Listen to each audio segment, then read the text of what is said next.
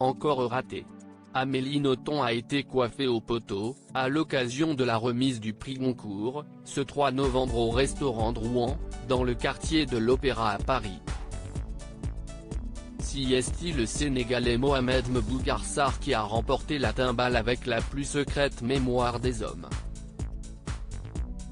Mais la Belge, qui n'avait pas été retenue dans la liste des 9 ouvrages en compétition, est toutefois repartie avec le prix Renaudot pour premier sang. Comme le relate l'AFP, Mohamed Mbougar Sarr devient à 31 ans le premier écrivain d'Afrique subsaharienne à être distingué par le plus prestigieux des prix littéraires français.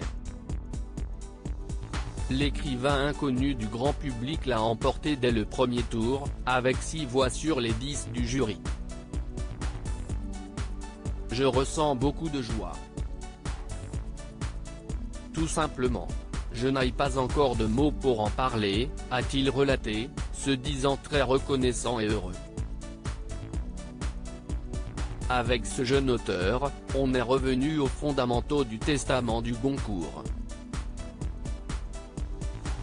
31 ans, quelques livres devant lui. Espérons que le Goncourt ne lui coupera pas son désir de poursuivre, a affirmé le secrétaire de l'Académie, Philippe Claudel.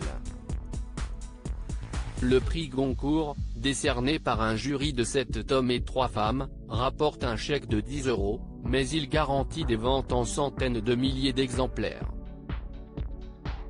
Du côté du prix Renaudot, c'est donc l'excentrique et ultra-populaire romancière Amélie Nothomb qui l'a emporté avec Premier sang, un ouvrage consacré à son défunt père. La star âgée de 55 ans, qui pourra fêter son prix avec son nouveau compagnon, n'avait jamais décroché le Renaudot jusqu'à présent. Je suis folle de joie. Là vraiment j'ai envie de dire, papa, on a le prix, a-t-elle clamé.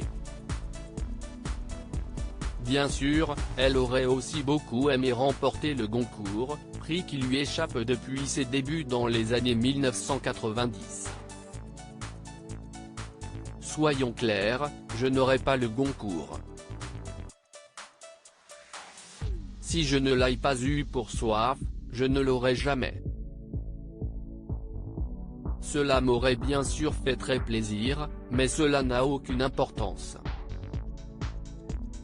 Il considère que je suis une autrice à succès et que je n'en ai pas besoin, et ça peut se défendre, disait-elle aux Parisiens en août dernier.